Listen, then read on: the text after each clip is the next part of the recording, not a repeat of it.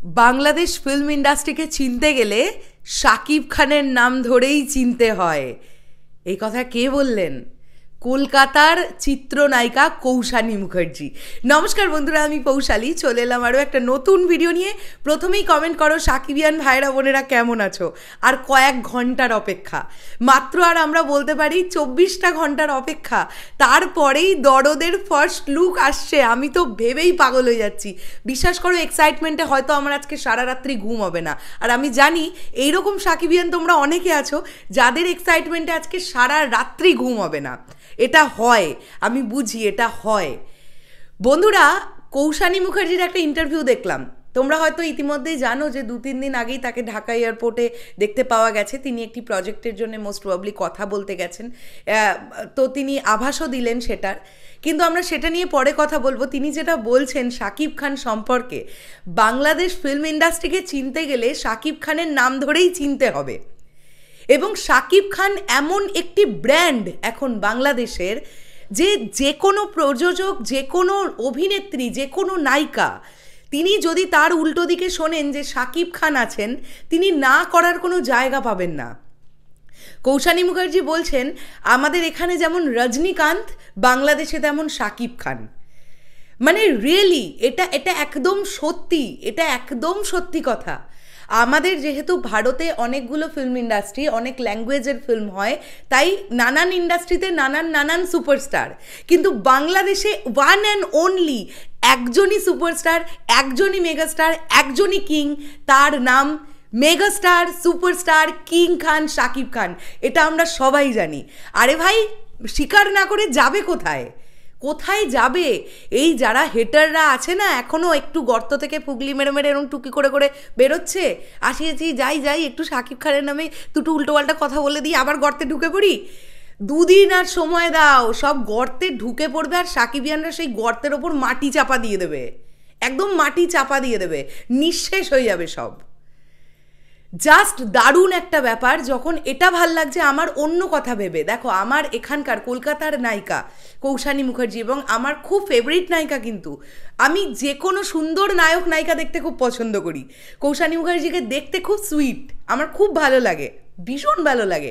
খানিকটা না বলিউডের কিয়ারা আদবানির মতন দেখতে লাগে আমার কাছে কৌশানীকে, আমার খুব ভালো লাগে। তো সে যখন বাংলাদেশে বসে এই কথাটা বলছে যে বাংলাদেশ ফিল্ম ইন্ডাস্ট্রিকে চিনতে গেলে শাকিব খানের নাম ধরে চিনতে হবে, এটা অবশ্যই একটা গর্বের ব্যাপার।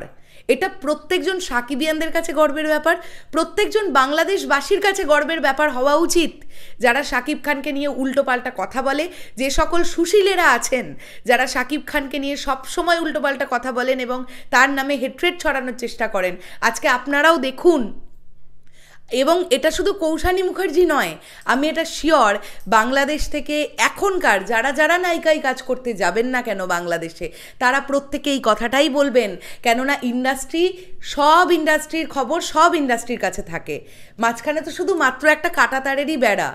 কৌশানী মুখার্জিও খুব ভালোভাবে জানে যে বাংলাদেশের শাকিব খানের চাহিদা কতটা এবং ঠিক কী পরিমাণ তার ভক্তকুল।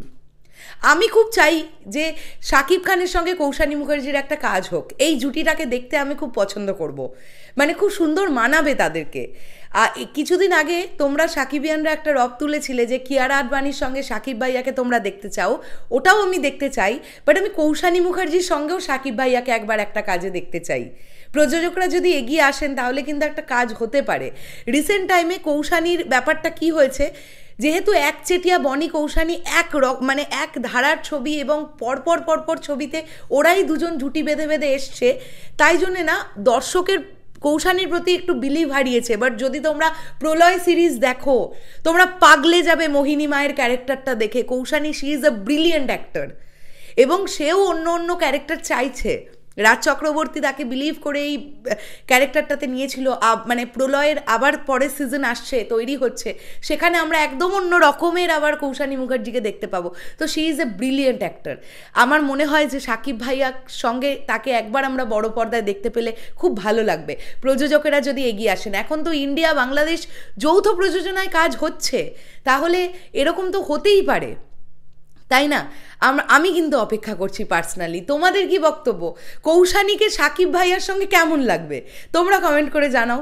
আর তোমরাও সবাই একটুখানি হুপুই তোলো, একটু হাইপ তুলি, চলো আমরা যে সাকিব কৌশানী জুটি একসঙ্গে দেখতে চাই। তাহলে হলেও তো হতে পারে, সে কাজ হয়তো হয়ে গেল, হতেই তো পারে কোনো ডিরেক্টর ভাবলেন যে আমার ছবির নায়িকা হিসেবে আমি কৌশানীকে নেব, তাই না? সাকিবিয়ানরা চাইলে তোমরা সব পারো, সব পারো, তোমাদের কাছে মানে কি বলবো, টন টন পাওয়ার আছে, টন, কেজি না, আমি টন টন পাওয়ার বললাম।